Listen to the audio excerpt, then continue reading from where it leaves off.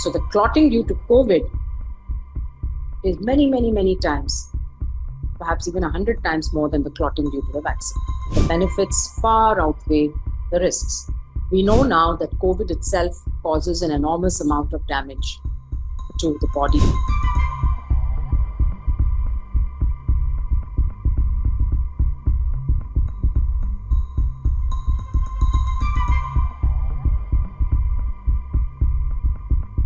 And I'm very worried that it's going to have a negative influence on people and their belief and confidence in vaccines in general. Now, we know that when a vaccine is developed, both the efficacy and the safety are extremely important elements that are tested, and safety particularly because a vaccine is something given to an healthy individual. Prevent a disease. It's not a medicine. A medicine to treat a serious disease would have a different risk-benefit ratio than a vaccine, and therefore a primary feature of any vaccine has to be a high level of safety. Now, when a regulatory agency approves any product, they look at the benefits and they look at the risks from the data that is provided by the company. And in most cases, especially when it's a new drug or a new vaccine, there is a post-marketing surveillance, or what's called a phase 4 study that's done. This is to capture rare side effects, which could happen, which may not have been picked up in the clinical trials. The clinical trials, for example, for COVID vaccines, had 30,000 to 40,000 people. Whereas when you give it to millions of people, then there may be very rare things which you can pick up. So this is why pharmacovigilance or post-marketing surveillance is important. Now, very early on, after the vaccine started getting used around December of 2020, if you remember, Pfizer, Moderna, and AstraZeneca, all three were approved in different countries in December. And by March of 2021, I think it was March, maybe April, we had already heard about these thrombotic events, this TTP. And we at WHO were very closely looking at the data. Now, again, the data was all coming out of high-income countries because that's where you have good pharmacovigilance systems. And we could look at the rate of occurrence of side effect. You could look at the profile. Is it more in men, in women, in older men, older women, etc. And these rare side effects, very rare, I should say,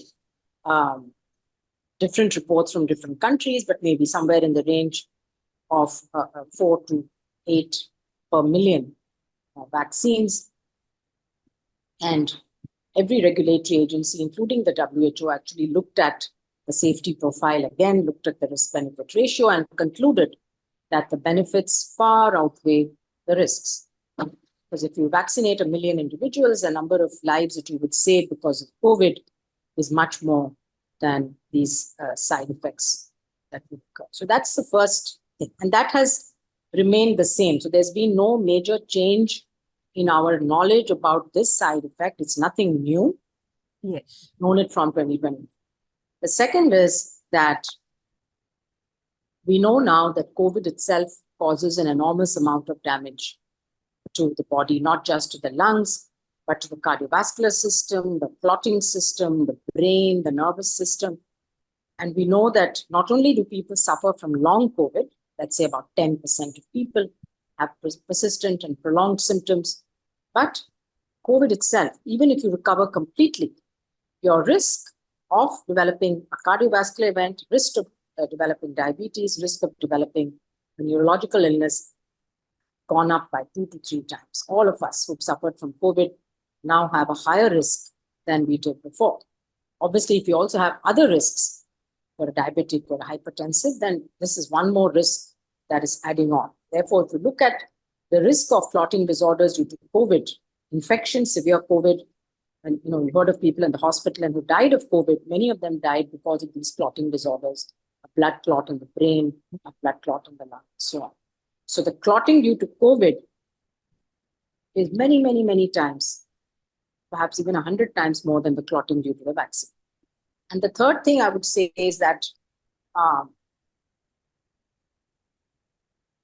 the headlines revolve around the court case and the compensation that's being claimed by people who had these severe side effects. Again, in the UK, obviously their data systems are much better. They recorded each case, they have a detailed history of each case, etc. And they're claiming compensation, which is fair enough.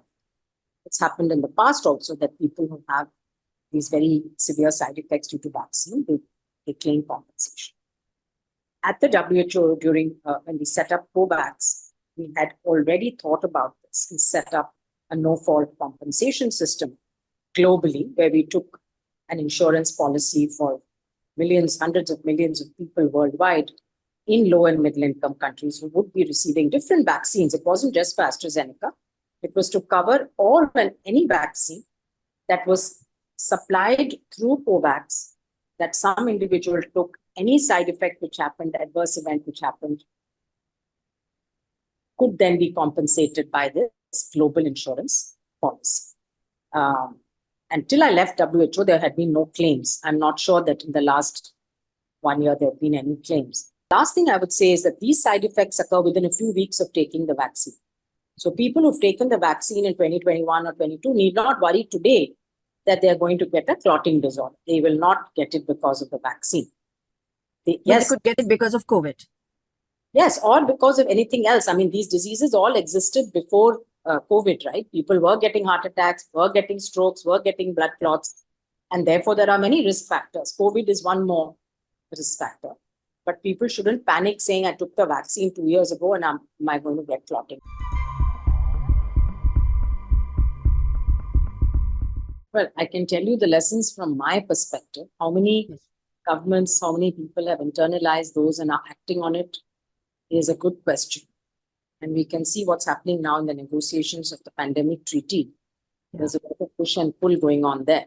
And this is a once in a lifetime opportunity, this pandemic treaty, to actually put down in paper, hey, these are the lessons we learned. This is what happened across the different areas in which the world.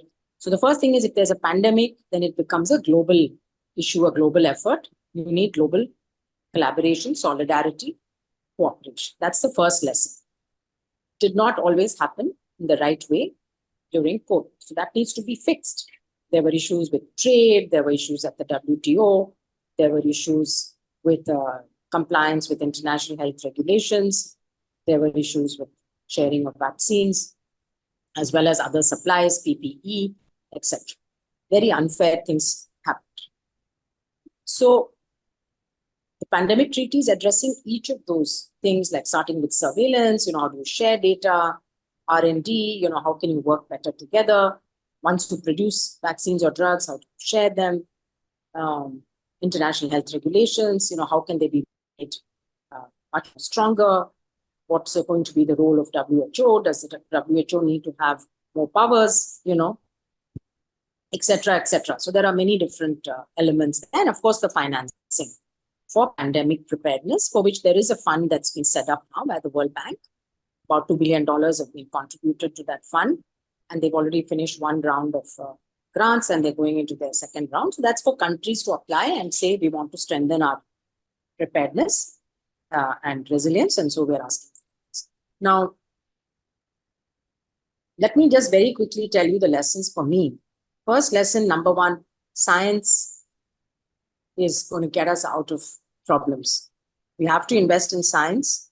So whether it's climate change related technologies or whether it's new vaccines, unless we invest in research, in our scientific institutions, in scientists, and promote collaborations, give them the right kind of environment, strengthen our regulatory systems, all of that will go a long way towards being prepared, being ready for pathogen X or for any other calamity. And the countries which had invested a lot in science were the first to take off and support their companies and their institutions and they were able to overcome, including India, because we have so many scientific institutions, we have so many companies. We were able to, after an initial lag, we were able to really pick up very fast and expand diagnostic production, PPE production, all of that, and of course, vaccines. So invest in science. Second, global collaboration, I already mentioned, extremely important when it comes to pandemics or any global threats like antimicrobial resistance, like climate change. The third is investing in public health. So public health, primary health care, those countries which had focused more on that actually did much better in terms of lower deaths than those countries which had fancy hospitals but had dismantled their public health systems. The US is a good example where the CDC's budget had been going down. Their internal domestic public health budget had been cut year after year. So they couldn't do very simple things like contact tracing. They couldn't do quickly an assessment of diagnostic tests. They couldn't scale up their surveillance, genome. All that took time. And the CDC, was blamed for a lot of things, but basically it is the public health system. So whereas some poor countries in Africa, which don't have all these fancy things, but had a strong cadre of community health workers, were able to do much better. Thailand is a prime example of a country with excellent primary health care services. And the way they responded, I think, was quite amazing. They were the first country outside China to find the virus. They put in place all the measures to contain it initially. Use of technology like South Korea did, huge reliance on technology. They scaled massively, so they were like testing the whole population. So that was another approach, that some countries, because they're so strong in technology, they used. Of course, digital tools and technologies come part of that. So in science, technology, you can put them together or separate. The third was the public health thing. The fourth, I think, is this whole misinformation, disinformation we talked about. I think that was a big lesson from the pandemic, something that we may have to expect and deal with in the future. And the fifth one is the investing in health workforce. Again, majority of them are women. We know a lot of nurses and doctors died. A lot of them got burnt out. A lot of them left the profession. And we relied on them so much, relied on our ASHAs, our community health workers, ANMs. They were in the front line. They were doing the work, whether it was mobilization of vaccines or whether it was contact tracing. So we have to strengthen our frontline workers, our healthcare workers, and we have to build systems at the district and sub-district level to have this whole, this disease X. We're seeing this H5N1 outbreak in the US now. It's spreading for many months. Now they say it may have started way back in November, December, and it's all over. And there's H5N1 in milk and all that. So it's taken them a while to pick it up. So we need to pick up things that happen very quickly. And that can only happen if you have ears and eyes on the ground. Communities need to be engaged, but also you need a team at the district level that immediately goes, investigates, reports, collects the data, and acts on it. It can only work if that level we have empowered teams, not at the state capital or at the Delhi level. But then it takes too much time for information flow. So decentralization of data decision making is going to be important. And I think the last point is data. I think something like more than 14 billion doses have been used. Of course, in some countries, there's been less. But you could say that majority of countries, 60-70% of people got vaccinated. And the second thing was natural infection, especially with Omicron, which spread around the world extremely rapidly. It infected very large numbers of people. We don't even know how many, but a large proportion. So through vaccination and natural infection, a large part of the world today has immunity to SARS-CoV-2, cell-mediated immunity and antibody-based immunity. And therefore, the virus is no longer able to extract the damage that it did in the early part. So the virus hasn't gone away. It's still mutating. It's still spreading. If you look at the WHO data, in the last, to every 28 days, they update. And I think that's something like maybe 50,000 or a lakh of cases that were reported. Now, very few countries are reporting and testing and all that. So the number is not really accurate. But the point is that countries are still reporting new cases. They're still reporting deaths. So those haven't gone. Why is it no longer a pandemic? Because it's not causing the kind of mortality and the impact on economies that it did in the first 2 years, 2020, 2021, maybe till the middle of 22. So this is why it's not a pandemic, but it is widely now present everywhere. It's not going to go away. It's one more virus that's going to stay with us. And we are going to continue to see infections as well as deaths, the vulnerable. Many of us probably catch COVID, right? We're not always testing, but there are people who test and they have, reports that, oh, I tested, I was positive, I just stayed at home. We're not getting sick. We're not getting hospitalized at the same levels that we did earlier. So, yes, I think our cell-based immunity or T-cell immunity, what we call, seems to be pretty strong. That seems to be across all vaccines, because people also ask this question, was RNA better? Was this better? Was that better? Eventually, when you see the performance, almost all the vaccines have provided this type of long-term protection, but against disease, not against infection. So again, there's a confusion sometimes saying, well, the vaccine was a failure because I had 5 doses and then I got infection. So we're still getting infected despite our immunity, but we're not getting sick because that's where the cell immunity kicks in and protects us. So I would say we'll have to keep watching. Maybe after 4 or 5 years, that immunity will wane and we'll all need boosters. Or it's possible that because the virus is circulating, we're all getting some small infection here and there, and our immunity is getting boosted up.